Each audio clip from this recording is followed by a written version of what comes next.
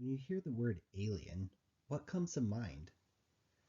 Do you think of a tall, thin, gray creature with a bald head and these large, black, buggy eyes? Or maybe you think of a creature like the alien or Yoda. These are classic Hollywood portrayals of aliens, and because of this, it's what we tend to think of when we hear that word.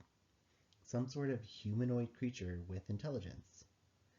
But the reality is that the first alien life form we find will likely not look anything like these. So then what would it look like? Well, to answer this question, I want to take you on an imaginary trip to another planet in our galaxy to find the first aliens. Let's imagine we travel to Proxima Centauri, the nearest star with a planet thought to have habitable conditions for life. To get there, we'll board a spaceship and travel the 4 light-year journey to reach the star. Upon arrival, we'll park our spaceship on the surface of the Class M planet that's orbiting the star and jump out in our spacesuits to take a look. We might see something that looks like this: an expanse of rock and water, but no trees, no bugs, no animals, no aliens. Of course, as trained astrobiologists, we know we need to take a closer look. So we collect a sample of water and take it back on the spaceship to analyze under the microscope. As we study the sample, we notice something. We see small cells wiggling around. These are aliens, the first aliens ever found. Not exactly the way Hollywood portrays it, right? Here would be the real star of the Alien movie. But this scenario I painted is the most likely outcome in the search for extraterrestrial life. So when NASA sends its rovers to Mars looking for signs of life, they aren't trying to excavate Yoda's bones. Instead, they're looking for something called biosignatures. These are small molecules like methane, amino acids, and complex sugars. But why is NASA looking for such simple things like these biosignatures?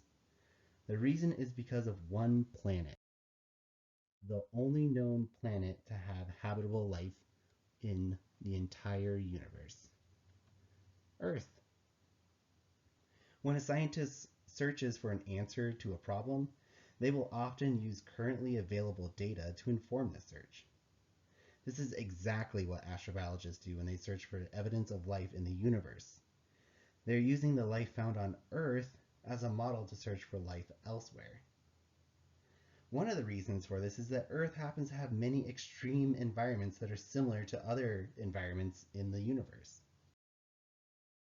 This includes environments that are very acidic, very alkaline, very hot, very cold, very dry, and under literal tons of pressure at the bottom of the ocean. When you look at these environments, you don't see lots of plants or animals thriving in them. But there is life thriving. It just happens to be very small, such as microbial life, something we'd only see when we use a microscope. Because many environments on planets and moons in the universe are likely to be similar to these extreme environments, microbes are really our best example of what alien life might look like. My research focuses on answering this question of how does complex microbial life evolve on a planet? By studying microbial complexity here on Earth, we can better understand what to look for as NASA continues its search for life elsewhere in the universe. Now, when I use the word complexity, I'm referring to an increase in the size of an organism through the number of cells and genetic material. When life evolved, it started with simple molecules interacting to form more complex molecules that eventually gave rise to the first cell. This cell continued to evolve until it became a multicellular organism, or composed of many cells. And of course, when we look around, we see that life did not stay this small, and it continued to evolve into the plants, bugs, and fungi and animals that exist today. The evolution of more complex organisms is evident when we look at the tree of life. This is a diagram that shows the relationship of all the living species on Earth to each other. There's the bacteria, the archaea, and the eukarya. In the eukarya, that's where plants, fungi, and animals are, or you. The other two branches of this tree are composed of what we consider small single-celled organisms, like the bacteria we were finding in the extreme environments or on our alien planet. We have come to find that our traditional view of bacteria and archaea is not limited to these single-celled organisms. Instead, we're realizing that there's more complex organisms. Organisms like the cyanobacteria that form these long filaments of multiple cells.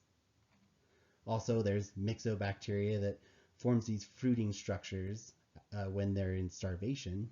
And there's also an organism called MMB. This is the organism I study in my research here at MSU. MMB stands for multicellular magnetotactic bacteria. That's a long name for an organism, so I'm going to break down each part of it. Multicellular refers to the fact that this is composed of many cells of the same species. Magnetotactic means that it's capable of sensing Earth's geomagnetic field for navigation, much like a bird does. The cells of the MMB have these tiny magnetic needles that they synthesize within them that they use to find the direction they want to swim. The last part of the name is bacteria, which refers to them being a gram-negative delta proteobacteria. A unique aspect of MMB is that they are the only known bacteria that remain multicellular during their entire life cycle. So they're a very novel example of what complex microbes might look like. The MMB that I study are found in a salt marsh in New England on the Atlantic Ocean. To collect the MMB, I go to this salt marsh and I go out into the pools and I'll scoop up sediment out of the ponds. I will then put a magnet next to the sediment I collect and I'll stir up the sediment and let it sit for about 30 minutes. During that time, the MMB will swim up out of the sediment towards the magnet and form a pellet shown here by this red arrow. I can also remove this pellet and put it in a hanging water droplet and look at it under the microscope as you see here. This is a video of the MMB swimming towards a magnet. So each ball you see is the MMB.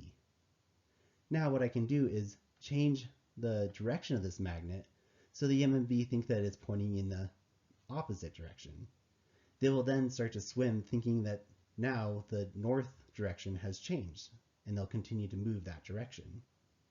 They're using this compass needle that they have in their cells. I can then move the direction of the magnet again and they'll swim back towards their original direction.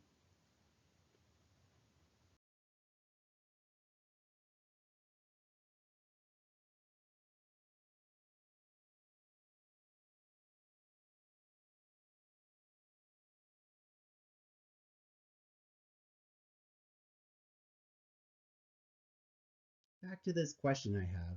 How does complex microbial life evolve on a planet?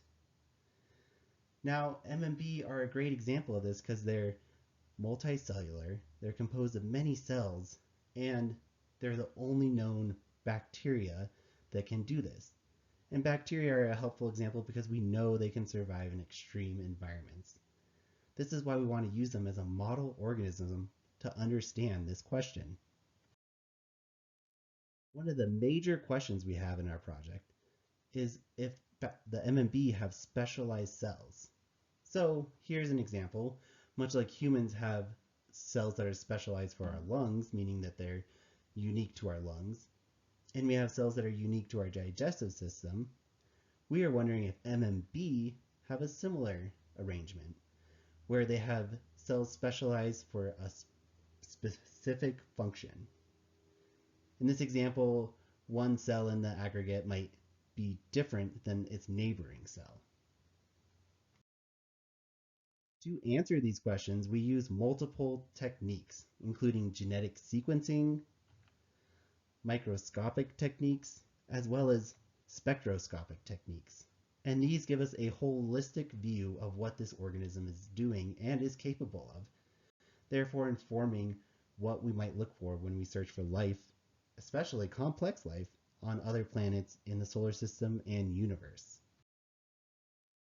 This project has several outcomes that include the establishment of methods to study multicellular microbes. And MMB are a great model organism for this, as they are the currently only known multicellular bacteria that stays that way through its entire life cycle.